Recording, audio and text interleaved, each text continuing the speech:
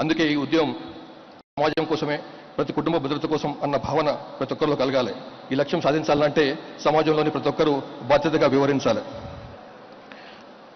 Police department, transport డిపార్ట్మెంట్తో పాటుగా ప్రజాప్రతినిధులు, ఇతర ప్రభుత్వ శాఖలు, స్వచ్ఛంద సంస్థలు, media, corporates, celebrities, SERP and MEPMA గ్రూపులను కూడా ఇందులో భాగస్వామ్యం చేయాలన్నదే మా ఉద్దేశం.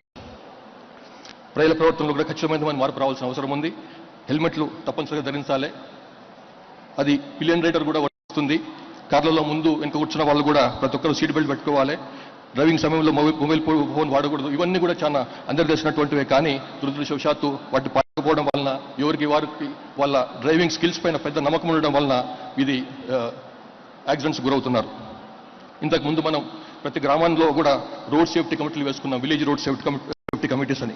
ఇప్పుడు కొత్తగా సర్పంచ్స్, వార్డు మెంబర్స్ వచ్చిండ్రు కాబట్టి వారు దీన్ని సీరియస్గా తీసుకుంటే బాగుంటుంది.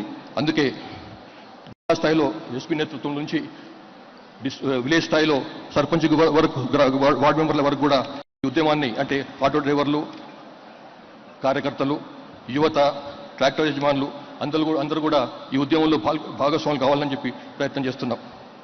గ్రామ స్థాయి నుంచి జిల్లా స్థాయి వరకు అందరు అధికారులు ఈ ఉద్యమంలో పార్టిసిపేట్ చేయాలి. మరీ ముఖ్యంగా డిఫెన్సివ్ డ్రైవింగ్ విధానాన్ని ప్రమోట్ చేయాల్సిన అవసరం ఉంది. ఎందుకంటే డిఫెన్సివ్